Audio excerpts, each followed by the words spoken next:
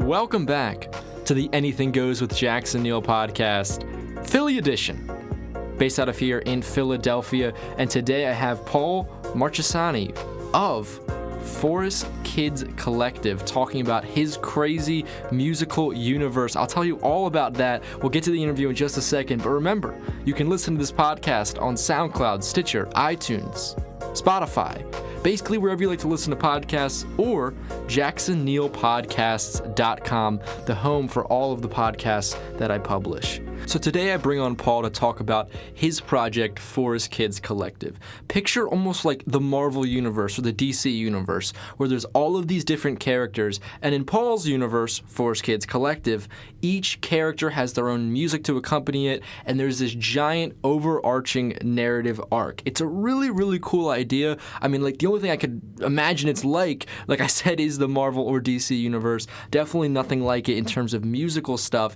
and he has plans for even beyond just the music. But here's my conversation with Paul about how he got started in music, how this Forest Kids Collective got going, and plans that he has for it in the future. How did you get started in music? Is that a loaded question? Not really. Oh, because, I've always been like, oh, shit, music's amazing. Ever since I was, first, second grade, I've had favorite songs since I can ever remember, of, reasons why I like those songs. Not just, ooh, this is a good song. And, I would even, listen to, Blink-182 albums and be like, how does he hit the snare the exact same way every time? It's not louder or quieter. My dad's like, oh, that's a compressor. It's one of those things that people do in the studio. I'm like, that's crazy. I got to learn more about that. And in sixth grade, I started playing drums, and then I picked up drums really fast. I was in a death metal band by seventh grade with high schoolers, and then high school came, did drumline and shit, and picked up guitar and keys and started singing. And by 2010, I started writing Phlegmatic Stare, which is my very first project. And it's just interludes of interludes. I wanted to start writing music after I heard Boards of Canada, and some of their songs are just like a song would just be reverse synths and some guy talking from a documentary of when lava pours out near the sea surface, tremendous islands sometimes occur, and then trippy synths come in, and I'm like, this can be a song? Okay, I'm writing anything now. And I just started recording anything my keyboard could do, and then before I know it, I was 5 albums in to making these weird interludes, and some were actually have beats on them, and I just didn't know what I was doing for 5 albums. And then I was like, okay, these are starting to get kind of good, but I don't want my music to be associated with all this other bullshit I put out.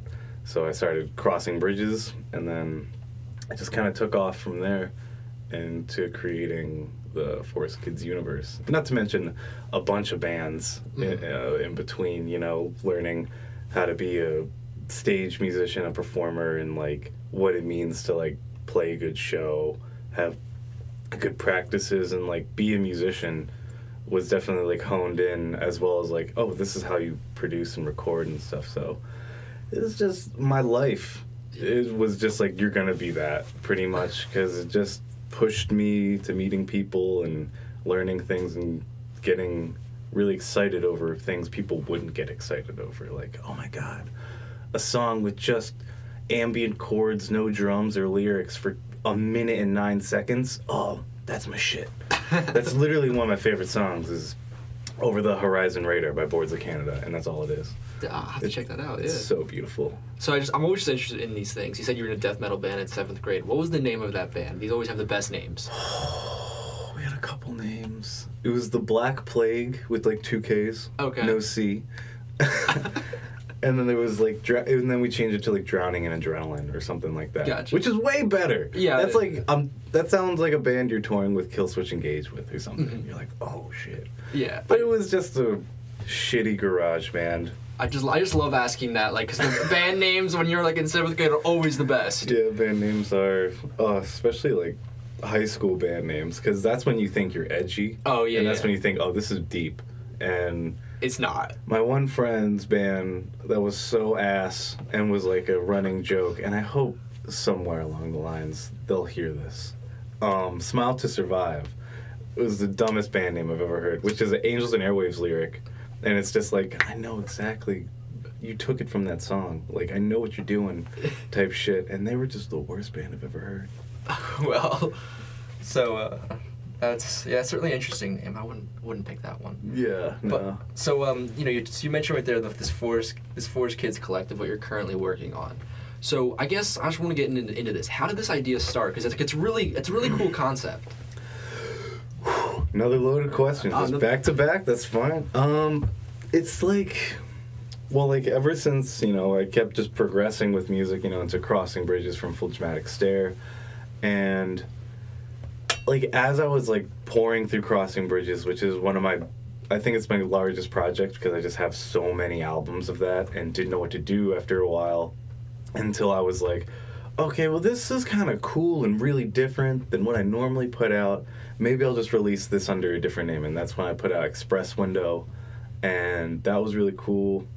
And but before all that, like as Crossing Bridges was kind of becoming a real sounding project and shit, like 4 or 5 albums in maybe, I started getting this idea of making Forest Kids with my 2 friends. Like it would just be like this big collab project, and it was like all based on Jonesy and Alex Rice Boy Sleeps record, which is like a collab record between Jonesy of Sigur Rós and Alex. I forget what they're from, but it's just like a gay love record. It's fucking amazing. The best ambient record I've ever heard of like our time.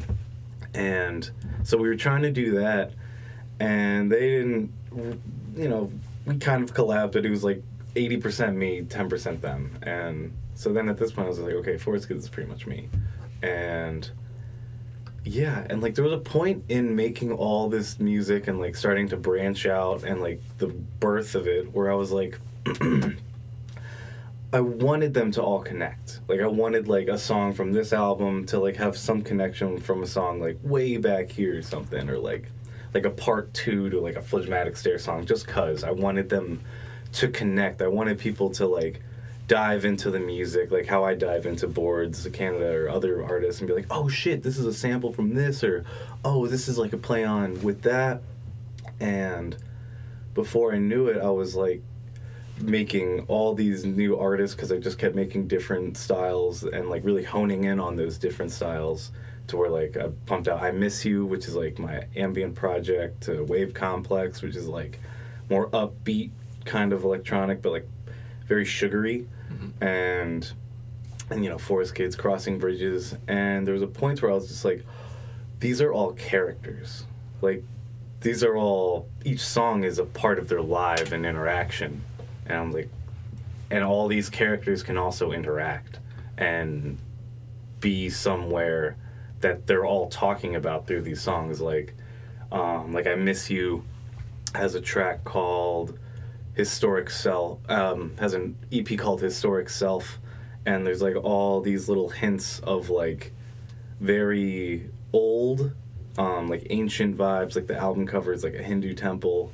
and I've recently started writing like the connection to all that stuff, because like I Miss You is actually now an evolved form of my new project Ovilus, which is like drone metal. So it's like drone metal, and then like through this series of events in the universe, they transcend into this goddess, which is I Miss You. But it's like there's very similar vibes of like Ovilus was all guitar, distorted as hell, and I Miss You is all guitar, super clean. So it's like this transformation of people and like sound over time, but it's like also reversed. It's so complex, and I'm starting, like, you're asking me questions that start in the center, and it's really just like something you kind of have to look from front to back, from back to front. And it's just a big old timeline of shit, and yeah. And I always thought that they would connect, and I always felt like they were all a part of each other, because I don't know, I do certain melodies or riffs and things like that kind of connect. I feel like I'm very similar. Like, if I was listening to myself unbiasedly, I could be like, yeah, this guy totally made this. Like, yeah, this guy totally made that. Or like, oh, you can tell he did that because he normally does this in this song. So, yeah, I guess it was always inside, and only till recently when I started making the universe, it was like, they all just fall into place of like, I almost already made the maps in my head, and they're all just like, yeah, you're here. And I'm just connecting the dots really flawlessly. It just pours out of me anymore. That's awesome. Yeah, I mean, I like this. I feel like I've said this before, that there's like, times in music where I'm like, oh, that's so unique. I've never seen someone do that. This might be one of the most extreme times I've never seen this done in music, and I think that's what's drawing me to it so much, and I'm diving into that website, looking at some of the different characters, because the only thing I could just, make a comparison to would be something like the Marvel Cinematic Universe or like DC. That's a total inspiration of how because I loved, especially, yeah, it's funny you say that, because I've always loved like Spider-Man, whatever the fuck movies, even how cheesy they were with what's his name? Oh my God, Tobey Maguire. Yeah. Yeah, he's they were awesome, and in my head, when I think when like Spider-Man 3 came out, and like they did a Green Goblin callback, and like the Sand Guy, and I think someone else was in there too. I was like, holy shit, that's so cool. They're combining the movies. And then now with the fucking Civil War thing, it's like exactly what I wanted. Like, I'm not a fan of superhero movies, like 1,010%, but I've always loved the callback and the connection that they would do with those things. Like, you would see like someone in a Marvel movie it's not about them, but then maybe like Tony Stark or something is like, what's that? And then it goes back to the main screen. You're like, oh fuck, Tony's in there. Yeah. And stuff like that. I've always thought that was an amazing way to recap what you're doing with something current. If that makes sense. It definitely does. I mean, I've never been a huge Marvel fan, and then I've recently started watching a lot of the movies, and I can totally see that. Like, you see, and like you're watching Hulk, and it's like, oh, the missiles in that movie are say Stark Enterprises. Yeah, like exactly. And those little like details, it's like they're little, but you can watch them, and you're like, oh, this is a Marvel movie. It's Stark. And like that's where I get a lot of inspiration from too, and like things like Adventure Time. Like they have such wide and deep backgrounds and like settings to where like there's a lot of scenes where you're like, oh, that's that thing, that's the Ice King, that's Simon from back in the day, and or like some shit like that. And I've always been a fan of nonchalant callbacks to where like, like if this was a part of the universe, like have like something on the wall in the background, you're like, oh shit, yeah, because this guy connects with this scene, and no, that makes sense. Oh shit, like because I love being that viewer, so I want to make that for people, like, but all the fucking time, to where like you can rewatch things or reread things or re-listen. Hopefully I get to a point where these are watchable and like animations of what I want it to be. But like I've always wanted people to be like, oh shit, to something, Yeah, definitely. Like, because you said, you were talking about like the other like ambient albums you'd listen to, be like, oh my god, I heard from this part, they sampled this. And, like you said, like you're not doing it, with your own music. So I wanted to touch on this collective a little bit. Can you like tell me about at least like a couple of the characters, some notable ones that maybe stand out in your mind? There's definitely like, excuse me, I had a burrito. No problem. There's definitely main characters, because in the collective or universe, I want to make a good name for the stories, and like Forest Kids Universe or something like that. But there's definitely main characters, because the like main power, like whatever trope thing that goes on, is materialization and immortality. So like you don't really know who's immortal at first, unless you're listening to me talking about it on some podcast. But like, yeah, like Crossing Bridges, for instance. He's like one of 3 immortals, and he doesn't know why he's immortal. Well, all right, let's back up for 5 seconds. Okay, yeah. The whole world is our world, but a different version, like a different dimension, if that makes sense. Okay. So like Violet A. Foster is probably one of the main characters, and she's not powerful or immortal at all, and dies kind of soon in the storyline.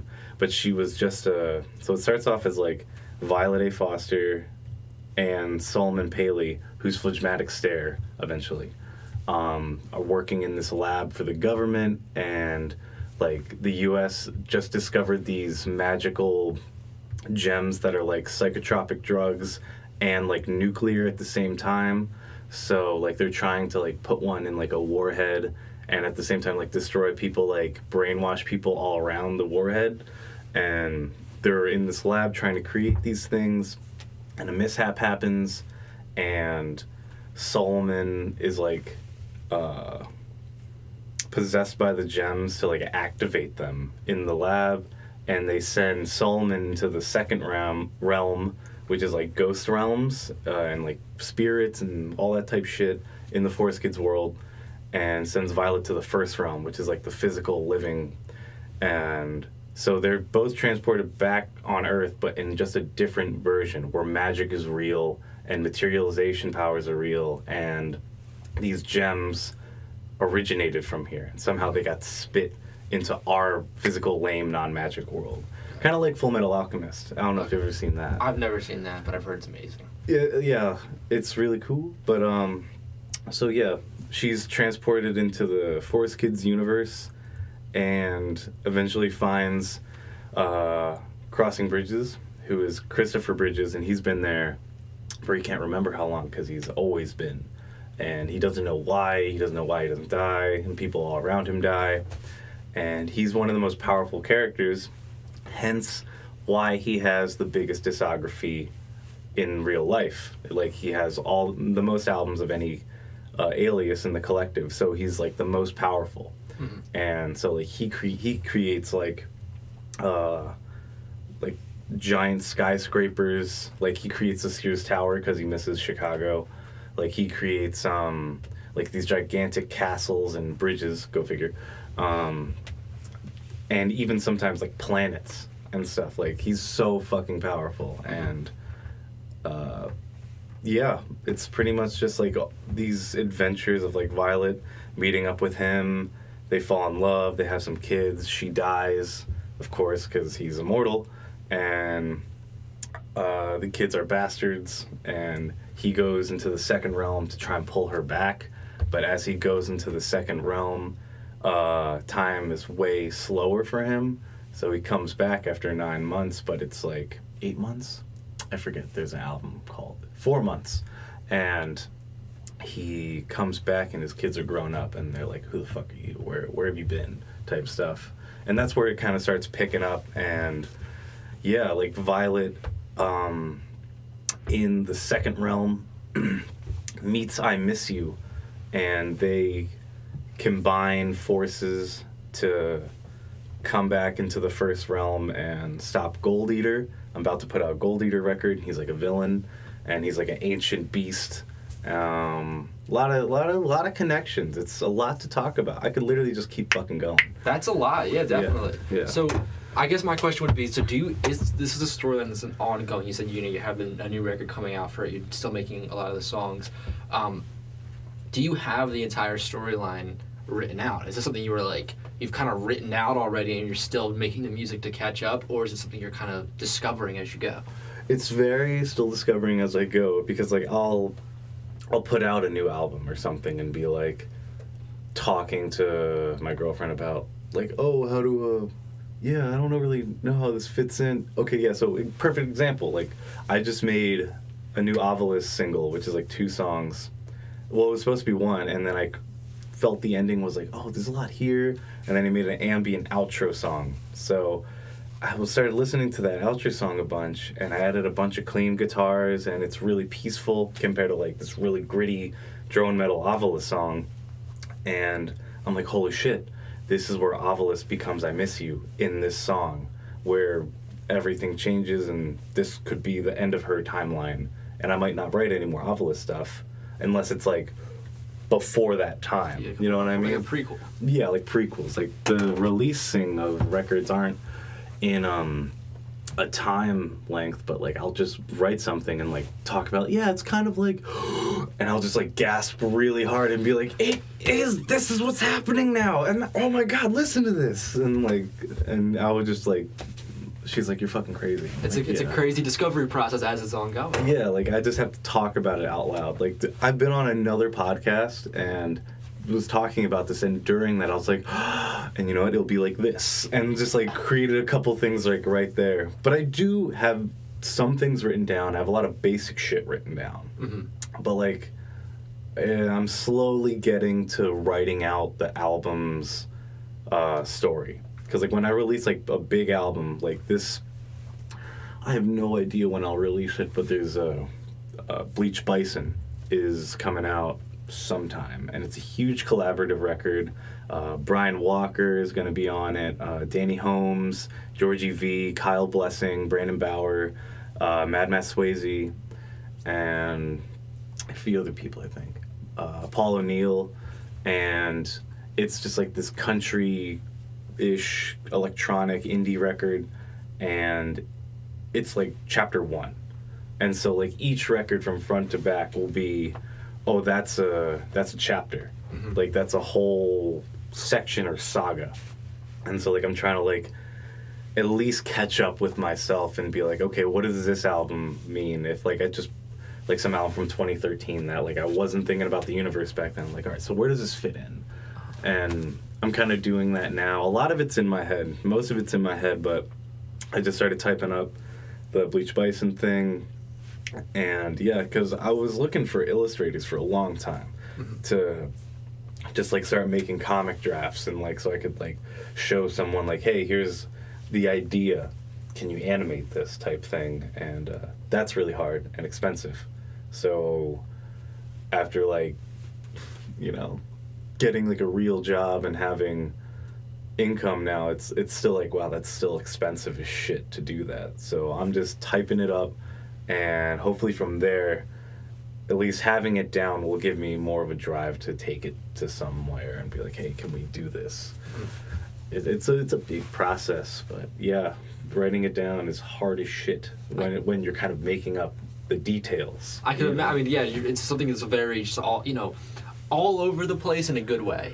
Yeah, because that's how I describe it. So you're saying right there, animate. And it's the question I've written down is right now. This is a very music. You know, it's a music-based project. You're talking about animation. What kind of other avenues do you want to take this as far as Kids Collective in? Oh yeah, like because that's the thing. Like it's so big, it can be every avenue. Like I'm trying to make graphic novels of this thing. Like I'm trying to make animations and like music videos in those animations, and like pretty much the whole show animated would be just a large music video mix of everything happening. And so yeah, like I picture it as a comic series or a graphic novel. I picture it as an animated series, be it on just YouTube or fucking, I don't know if it gets picked up anywhere. I know how cutthroat it is to be on anything is ridiculous. But like I picture like shitty 8-bit games and stuff too, like taking an album, making an 8-bit version of it, and then like having it be like you can play that chapter then and like find out stuff, talk to people, and have hidden things in those games, or like a fucking Flash game I'd be into. Like literally I feel like you can take this anywhere if you want to, because I'm starting it backwards. People make the story, and then they make the animation, and then they write music on top, when I'm writing the music with everything else in mind. So it can be anything. It's very liquid. Yeah, definitely. That's what I was thinking. I was like looking through this. I'm like, I can literally picture this in like any kind of like format, and it works. But that's why I find it so interesting that, like you said, usually it would be, you know, a normal process of, okay, I have this idea for this universe. Let me animate it. Let me do a game for it. Let me do something like that. But I find it so interesting to start with the music side of it, because that might usually be an afterthought in terms of like, you know, I'm pretty sure they put time and energy into the score of the Marvel films, but it's not the point of Marvel for the score, but this is a different take on that. This is a different way. Yeah, exactly. And a lot of people told me like the idea reminds them of a lot of Steven Universe, and because I used to base it a lot about gems. And then I checked out Steven Universe, and there's a lot they do in there that I really respect, but it's like with a hint of Forest Kids Collective. It's like the La Croix of what I'm trying to fucking do. It's like, that's really good, but it's only a hint of feather of what I'm trying to encompass all of that. Like, they had like a new character come on, and it was like a special for like 2 episodes or whatever, Bismuth, and like they were like a tougher character and like elegant at the same time, and but like every time they showed up, it would be this gritty synth and shit like that. I'm like, that's exactly what I'm trying to do. Like, Gold Eater comes on screen, you hear like crazy Gold Eater music. I Miss You comes on screen, and you just hear the beautiful guitars and layering and stuff like that, like immediately, like every single time. So and also having the music be able to be consumed on its own. Exactly. People can like listen to those things and think about it, and or like read the idea or have the idea once, but the music is so easily right there, and like be like, oh, I love this episode or whatever. Or like, if even I could do it backwards eventually, if I actually do get into animating and comicking, like I put out a new record, people are like, oh shit, Wave Complex, right? Oh, what's gonna happen? Oh, I guess Wave Complex has a big part in the next chapter or something like that. Yeah. So I want it to be like, it's a totally different experience of consuming a media that's like the Marvel Universe. Exactly. It's what it's making me think of. It makes me think of 2 things. One, concept album on steroids, basically, because there's so many of it. Concept collective. Yeah, concept. Yeah, exactly. It's like concept album on concept album, and also it reminds me. This artist did it on a much small, has hints of this, but on a much smaller scale. I don't know if you listen to like the rapper Logic, but over the course of some of his albums, he has like similar like storyline go through a project and a project. Cool. But it's like, you know, it's not an entire universe. Yeah. So, those are the kind of things it's reminding me of. Yeah, no, like believe me, I love artists that do that. Like from like Death Cab for Cutie used to do that a lot with their old shit. And I feel like Tenacious D, I don't know, sometimes does that shit. But like any kind of like story, I'm very into. Like, oh my god, you ever hear the Antlers? I'm not. That's a sad fucking band. Like they're masters of artificial sadness, and like each record is a whole new story that's semi-real, but like the whole record is like themed. Like they'll have like an active song and then like an epilogue with like the same chord progression. It's like, oh my god. So yeah, I'm like definitely take inspiration from anything I've ever heard or seen, but like when I try to think about this stuff, I try to have none of those things in mind. I try to like, okay, or at least in mind enough to be like, okay, I won't do that because they did that, you know. And so yeah, because you can keep on having this very unique idea. So you know, if I was a fan, I'd like your music now after listening to it. Thank you. Where should I jump in? Where should I start? And how would you recommend me listening through the music, and in what order? Whew, that's a big old... Well, like, I have things like that. Like, on Spotify, I have Forest Kids Collective playlists, and they are kind of divided into styles. So it all depends on, like, what you're looking for. Like, I make from, like, lo-fi hip-hop to several different kinds of ambient music to several different kinds of beats that are just techno to IDM or electro house or whatever. It's really like what you're looking for. I would say, yeah, check out the Forest Kids Collective playlists on Spotify. Like, there's one where it has everything I've ever released ever. It's like the entirety discography playlist. And then there's like a lo-fi hip-hop one. There's an ambient sleep one. There's a rap electronica one. I'm currently producing Sammy Ramen. Shout out to Sammy. There's an indie rock one, alternative for like bands I've been in or bands I've recorded. And like a down-tempo one too. So like, I don't know, go to forestkids.com, check the latest releases, and there's little descriptions of them next to them. So if you're like, oh shit, this looks cool. Oh shit, that looks cool. All the links are on there. People Eating Fruit. Check out People Eating Fruit. That's my new hip hop band. That's probably one of my proudest works. But yeah, a lot of shit. It's really just dive in. Just check out anything. Like if you're into ambient music, check out the ambient playlist. You're into lo-fi hip hop, check out lo-fi hip hop. I got a couple different hip hop instrumental type, like Haze and Kiko Cade, are really kind of popping off lately. And then I have like Trippy Boards Canada stuff like Express Window or Crossing Bridges is all over the place, so I really don't know about that project.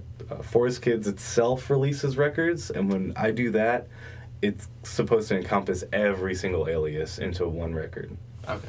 So when I release a Forest Kids record, that's like, it's a big deal or something. Yeah, because I mean, well, there's, what is there, 27 characters, right? There's a... Yeah, well, it's Forest Kids and then A to Z. Okay. And I don't know why I did that.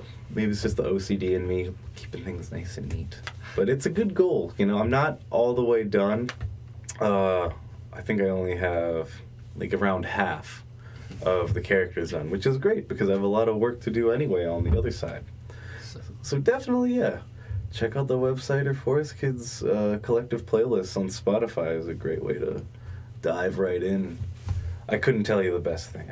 I'm sorry. Yeah, I just wanted to see, like, I wanted to make sure that it was kind of like you could dive in how you want to, and it wasn't like, I didn't know if there was a specific listening order or anything. Eventually, I will create a timeline to where it's like, this is chapter 1, this is chapter 2, this is chapter 3, and like so on. But that's so far down the road. That's down. Okay. Because there's albums like Crossing Bridges did in like 2013 or 14 that I'm looking at now, and I'm like, oh, that could be this part of his life. Where can I fit that in time-wise? Like, I could see it being like oh yeah, and we have that part of my, like, because he has like a castle, and like all these different sections of it are like these crazy things he's created. So like he has like an artificial abyss, which is an album.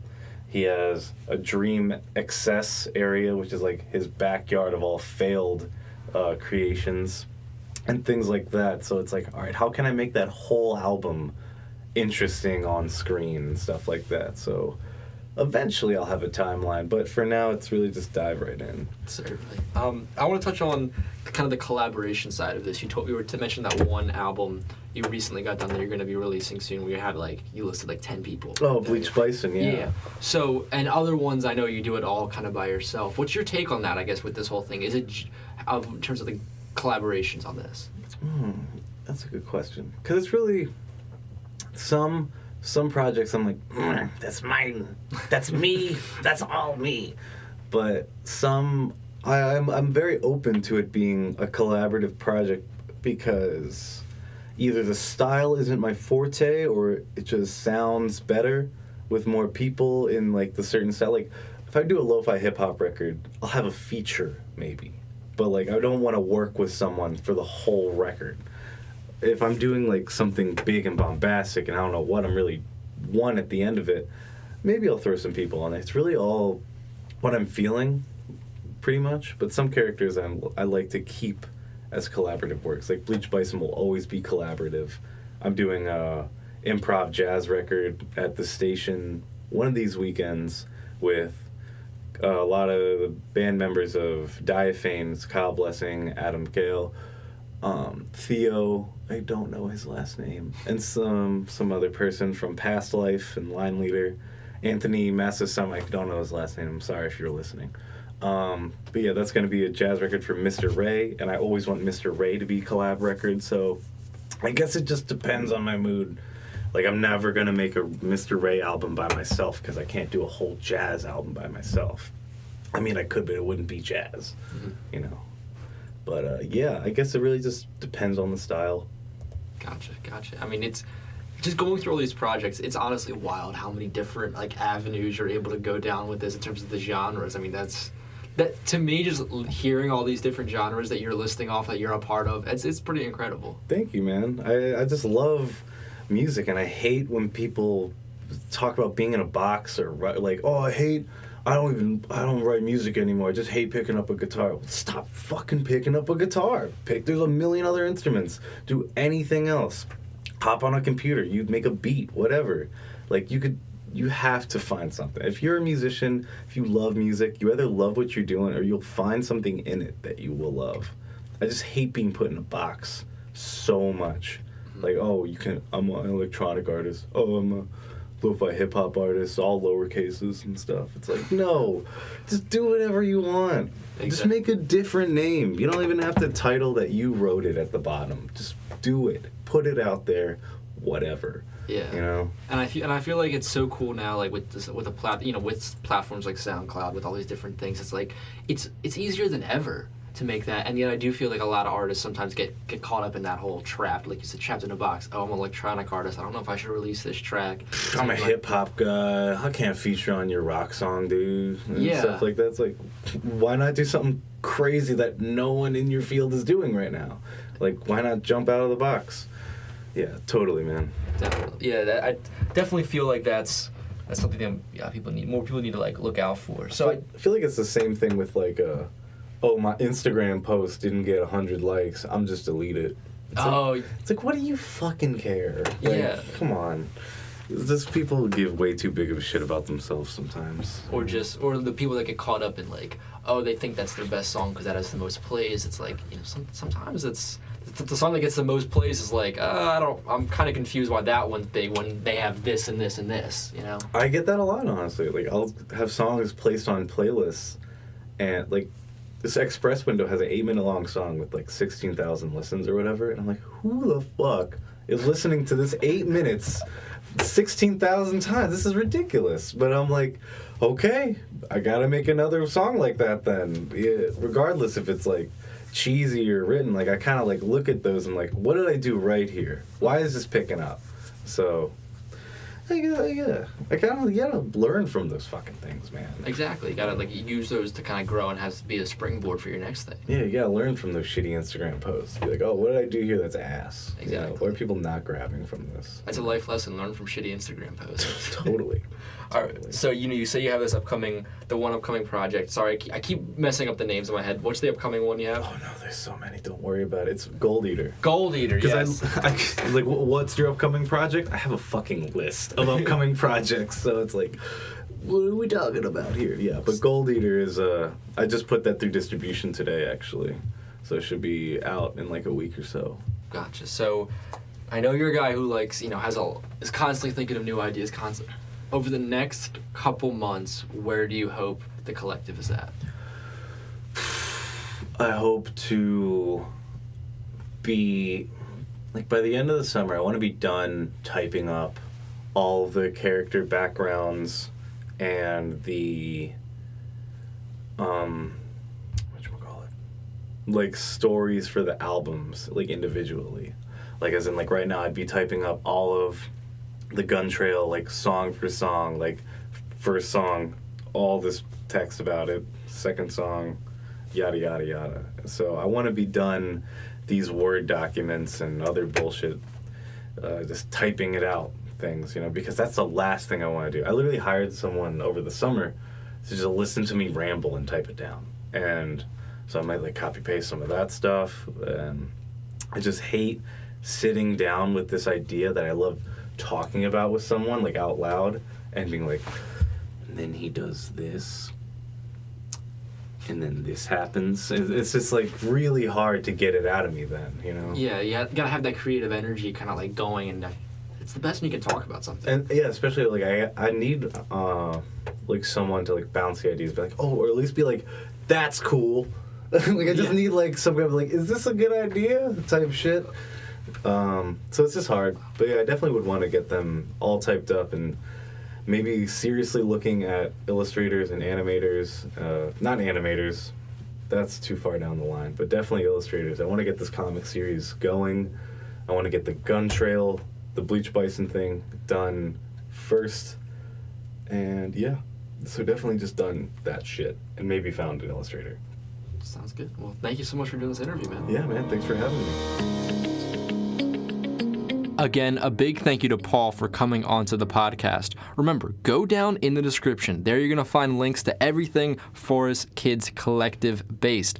Everything you need to know about it, the website for it that you can read up on and see a little bit different things for the characters. Also, check out all of the great music. I'm already becoming a really big fan. It's just such a cool idea, something so different. It was really fun to talk about Paul and see all of that. Also, down there in the description are his links to his social media for Forest Kids, so make sure you check out all of that great stuff, and check out Forest Kids Collective, and definitely check out all of the different characters and music contained in that universe. And that will wrap it up. for this edition of the Anything Goes with Jackson Neill podcast, Philly edition. Always love repping the home city of Philadelphia. Really, really cool place. Remember, check out jacksonneillpodcasts.com. There you can find every single episode I publish of the Anything Goes podcast, as well as my music and sports ones as well. Try to publish some episodes throughout the week, so make sure you check out that website. Also, if you like this content, if you're really loving all the podcasts that I put out, make sure to head over to Patreon. There you can find bonus content for all of my podcasts. Just make sure to subscribe in a monthly subscription service, support the podcast, and get access to really cool bonus content, including stuff from this very interview. Talk to Paul about, superhero movies, since Forest Kids Collective is so much like a superhero movie, about Trailer Park Boys, and about his favorite Philadelphia restaurants. So make sure you head over to Patreon to check out that bonus content right now, as long as you subscribe. Also, last links down in the description, I promise, are links to my social media accounts at JacksonNeill20 on Instagram and Twitter. Give me a follow on there as well if you're enjoying the content. Well, that'll do it for this episode of Anything Goes with Jackson Neill. Thank you so much for listening. I'll see you all next time.